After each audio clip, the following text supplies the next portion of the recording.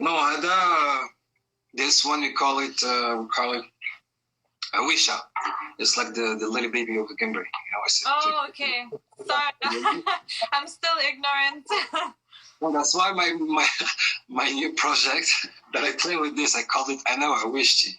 So Okay. me, the word Gimbri, my little instrument. Oh, mashallah, cool. But now people are messaging me. Who's a Wishti? They're what? People are asking, they're wondering who's this Wisha that I'm talking about. Like a couple thing, or is my... Yeah.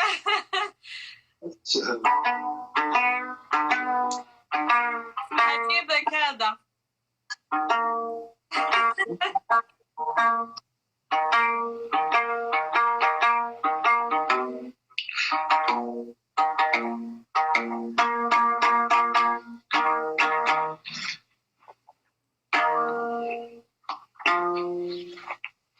صح.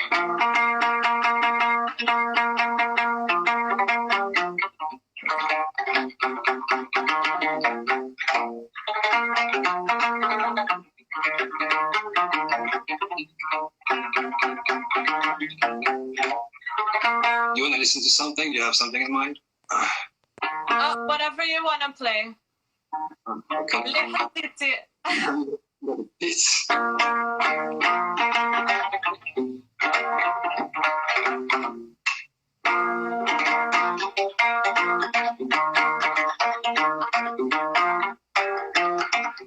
Do you hear me? Do you hear the instrument?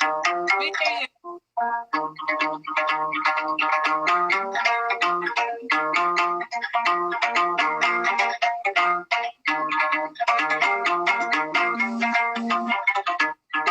لا إله إلا الله لا يا مولانا لا إله إلا الله برب داوينا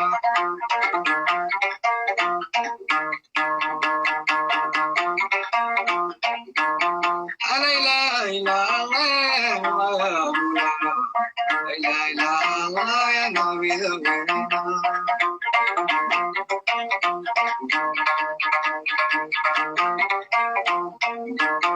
بسم الله وبالله ربي والحمد لله لا اله الا الله ختم رسول الله لا اله الا الله لا اله الا الله يا نبي ومولانا اسحو رضاك يا باب وكيفي يا محمد سواك ترحم الرحيم يا اله الا الله يا مولانا لا اله الا الله يا نبي مولانا نارينهم ترزقني ما تمنى لا تفتح لي بواب الجنة لا إله إلا الله الله يا مولانا لا إله إلا الله يا نبي داوود لا إله لا إله لا إله إلا الله لا إله إلا الله كلمة عظيمة لا إله إلا الله ولا إله إلا الله الله يا مولانا لا إله إلا الله يا نبي داوود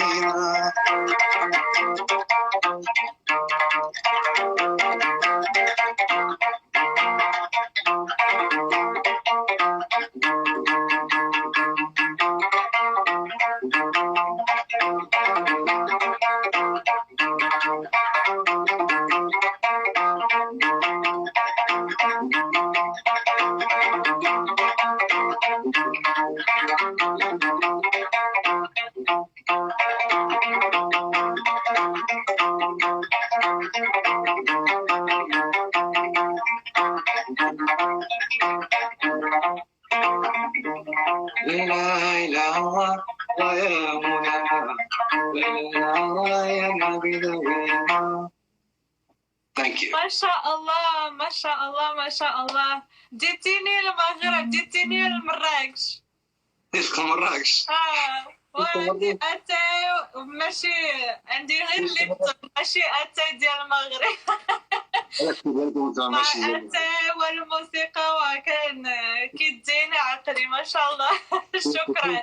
لا هو في مشيتي. شكرا. و I have most of my followers are Muslim, because most of them are like following me for like Quran. So obviously, like in Gnawa music, what you were just saying is La ilaha illallah. So can you talk about like a little bit about the spiritual aspect of Gnawa music? I think that would just be like interesting for people to hear, like what are the roots of that, and you know, what is the purpose that people have when they listen to music, and how do you think it's like beneficial for uplifting people and like getting them to feel closer to Allah? And there's always in Gnawa songs, it's always talking about Rasulullah, you know, and I know like a lot of people have different opinions, but for me personally, it's something that feels very uplifting spiritually. Well, before to be able to explain the Islamic spiritual aspect of the Gnawa music, we need to talk about history first, about music and how it started, how it came to Morocco from the Africans that they were supposed to be brought, or they were brought to Europe to work there, or to be there, to live there as slaves during the European revolution. You know, when Europe was starting to become stronger and stronger, they were using a lot of Africans as their base workers to do whatever work needs to be done. Anyway, so during the march from the South African countries, from not even all the way down from South Africa, we're talking about just Mali, Sudan, Senegal. So during their march or their way to Europe, their only way, and I'm talking about 600 years ago, their only way was through Morocco. Okay. Across the Mediterranean to go through. So most or some of those Africans were able to escape in Morocco, for example. Because it's so close to the border of Spain. Because that was it from Essaouira. Mostly the trip to Europe used to start from Essaouira. Okay. Subhanallah. That's why Gnawa has started in Essaouira, basically. So a lot of those that they stayed in or decided to stay in Morocco, to live in Morocco, they brought this music with them. And they were not able, in the beginning, there was a lack of language, communication, strong communication. And the language and the religion too, because not all those Black Africans were Muslims back then. Okay. So for them, it was a little difficult to integrate in a society. So they were playing music. Like walking in front of houses, in front of places and shops and stuff. They used to play music, and people would help them with food or money or whatever. And then that's how we started. And then you see a lot of old photos or videos. You see Gnawa walking. So most of the times it was during the like some celebrations or holidays and stuff. So that's by them being in Morocco for that while. They did, they started speaking the language. They started. Most of them has become. They became Muslims also. So the lyrics of their songs has changed too. They adapted to the new language, Subhanallah, new religion. But the meaning of the songs is always about how most of the time there are prayers. There's this Gnawa aspect of literature, like if I say, which is about narrating their story when they were from their families, and how they were suffering, and their life as slaves and stuff like that. So it brings both. There are prayers, because we're Muslims and we play this music and it's very spiritual. We and then also it's Gnawa music, like African music.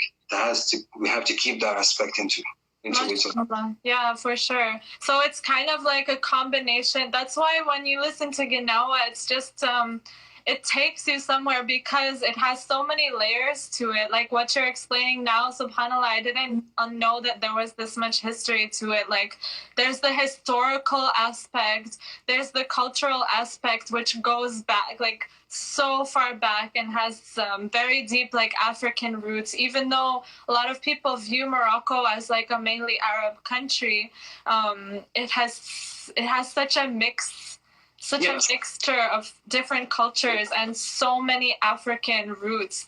So that's why like Gnawa music is just, then it's in the Arabic language and the Arabic music that you speak, and then there's the layer of spirituality because, as you said, like they adapted their spirituality. So it's all at the same time like storytelling, it's cultural, it's emotional, because what they've been through is something so difficult, you know, and storytelling is such a powerful way to communicate with people, you know, and to create empathy, to create love. And I love it. For them, they told their story within their music. When they dance, even the dancing part now in Morocco, we kept it the way it was, like the jumping, all that is very, very like Black African way of dancing, very physical, you know that. Yeah, subhanallah. Jumping, you know, squatting, you know, all that is very physical. It's not, you know, and we had to keep it that way but that's the beauty of it, is that, you know, when we're playing that music, it's very special, you know. And then you get to different styles of music when there's, you know, Andalus, there's Tarab Andalusi, there's Isa. Yeah. And do you ever, so like in a lot of music which has deep traditional roots, there's you know, people who want to move forward with it and integrate it and make fusion and stuff, but there seems to always be like one group of what we can call purists who like don't want anything to change. Do you have that in Gnawa circles? Like, are there people, when you have your fusion band, for example, do you ever face criticism from people who are like, oh, why are you doing fusion? You know, we need to keep it pure. No, actually, I don't face any criticism. The way how it is in music, in Gnawa music, is you choose what you want to do. Okay, They are Mu'allams, there are masters that they just want to play music the way it is. They don't want to do anybody. There are some that don't even want you to record them or film them. This was very common back in the day. There are some albums that you won't record them or film them. You're not allowed. Yeah. Whatever he has, you want to keep it, first of all, for himself, so he can always, you know, be the Mu'allim of the band, because, you know, if everybody picks up what he has, then there's a lot of competition around. This was the old mentality. There are those that pretty open, you know, they don't mind. They want to share what they know. It's like in every style of music. They want to share what they know. They like it when people come to them and ask them. And so, you know, but to someone come and criticize me, no. Like for someone to come and criticize me, especially the music that we play, he has to know something about the music before. For sure. Yeah. Well, I think it's definitely important for you to be able to like communicate what Gnawa is all about. And if somebody, like if an outsider wants to come and like do fusion music with you, they need to like first understand it and understand the context of it so that they can, you know, respect it before they try to innovate. In a sense. Yeah, I understand. Because when it's you know, when let's say you wanna like we decided to collaborate. Let's say me and you. I want to sing something that it was sad, that describes the bad history of what happened to those Black Africans and this. But if you don't understand what I'm talking about, or if you don't understand the song, the meaning of the songs, you might think that's a love song, for example. Yeah. Well, that's when it becomes like a cultural appropriation versus appreciation. But then your collaboration would depend on your perception of the song, you know. So that's very important to understand what's going on, to give. For sure. question, I think. Yeah. Yeah.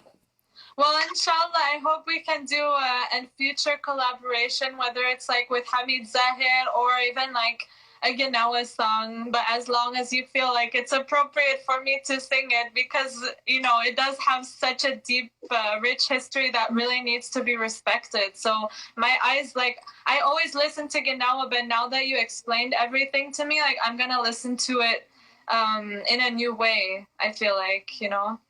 So, But you can sing. You can sing. There's no one who said that you can't sing as a woman. You yeah. can sing. No, I mean not as a woman, not as like from the female aspect, but I mean more of like a like I'm a white girl from America, right? So like like there needs to be some information that I'm understanding before. Let's correct something first. You just live in America, but you're Moroccan by blood. You're more Moroccan than I hope one day حلم ديالي يكون عندي كارت ناسيونال ديال المغرب. كارت والله ناسيونال بحال هكا فيها العمل بدون. طلبوا لي الملك الله يرحم والديك.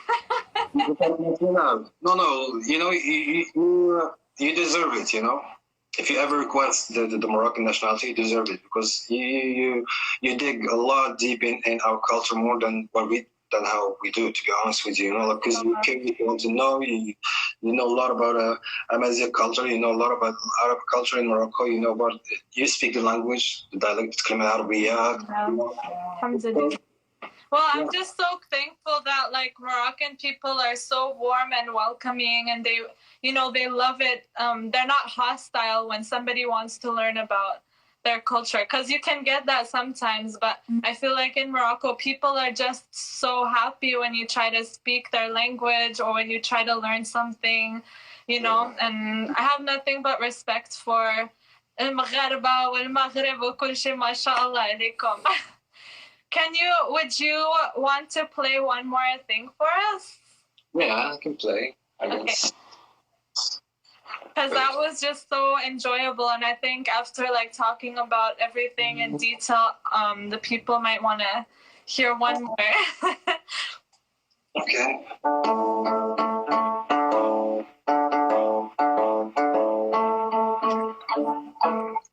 There could be a lot of people that didn't understand what we're talking about too. No, from the comment section, it looks like a lot of people speaking. خذنا اللي ما يفهموناش يسمعونا. غادي يفهموا إن شاء الله. كل شيء مخلط.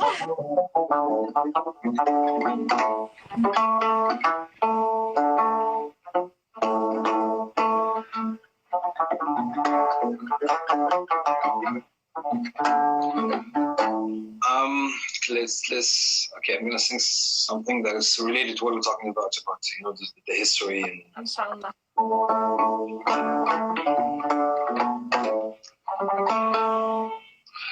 This one is called, just to explain to you, that way you have an idea what I'm doing or what I'm singing. It's called Khalim Bara Darwish. Khalim Bara Darwish, or Khalim Bara Miskin.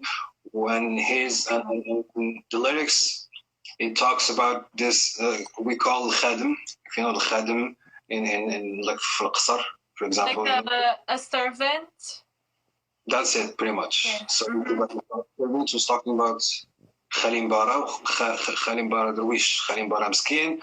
لا تاكل الحيمة خالي مبارا يلحس عظيمة. You know, like he's describing his life, you know, comparing what his boss or what his master has and what he has, you know. Okay, so like his boss is eating the meats and he has the bones. Pretty much, yeah. So his boss can wear shoes and he will walk barefoot. Stuff like that. Okay.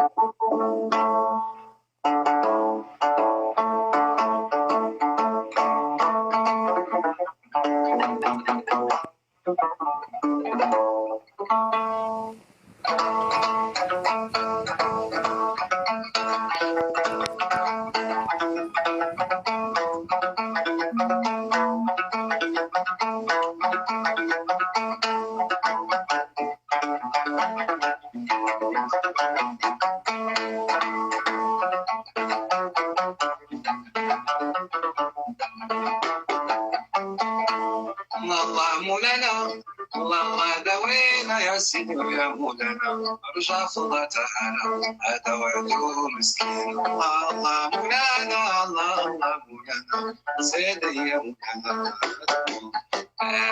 الله مولانا الله داوينا يا سيدي يا مولانا ارجع فضا تعالى هذا وعده مسكين الله مولانا الله مولانا سيدي يا مولانا خريت كل الحمى لا تاكل الحمى سيدي ياكل الحمى لا تاكل الحمى يا باراي قلت بحمى ارجع فضا تعالى الله مولانا الله مولانا سيدي يا مولانا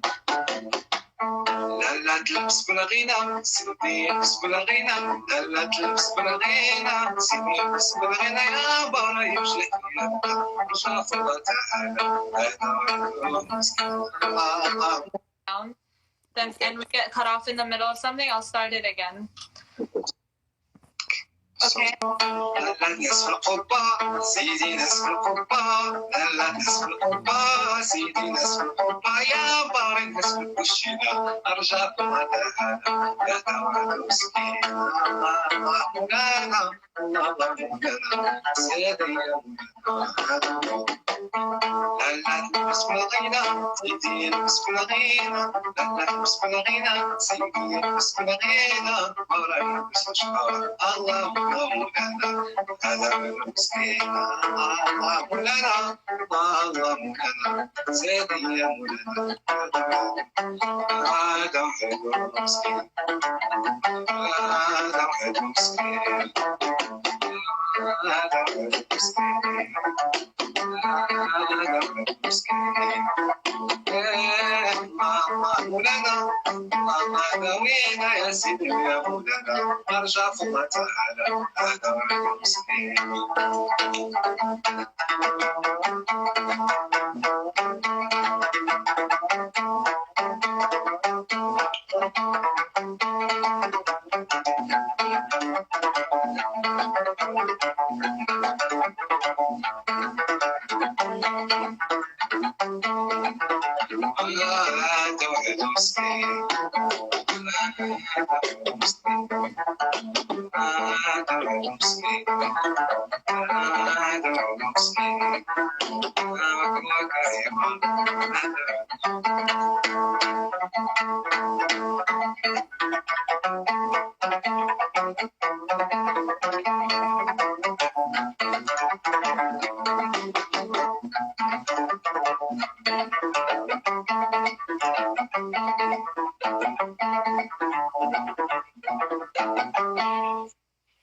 ما شاء الله عليك تبارك الله شكرا بزاف اخويا فتح الله. انا فتح الله الشرقاوي فتح الشرقاوي في الانستغرام. ما شاء الله عليك. I can listen to Gnawa all day and just like get lost. ما شاء الله. Merci beaucoup, tabarakallah. Okay, so just in case, like this might get cut off because I think there's a time limit to the lives.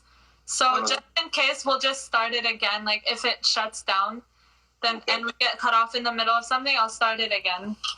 Sounds good. Okay. So yeah. Fans from Turkey, I like it. Yeah, I know. I have like 20% of my fans from Turkey now. Amazing, I love but it. There's like, I think it would be super cool to like, I don't know. Yeah, Tamazir too. Tunisia, Alhamdulillah, I have like a lot of fans from everywhere. So I think this is really cool. And I'm just happy to share my love of like Morocco, Moroccan culture, and share some different artists with people, because the more, you know,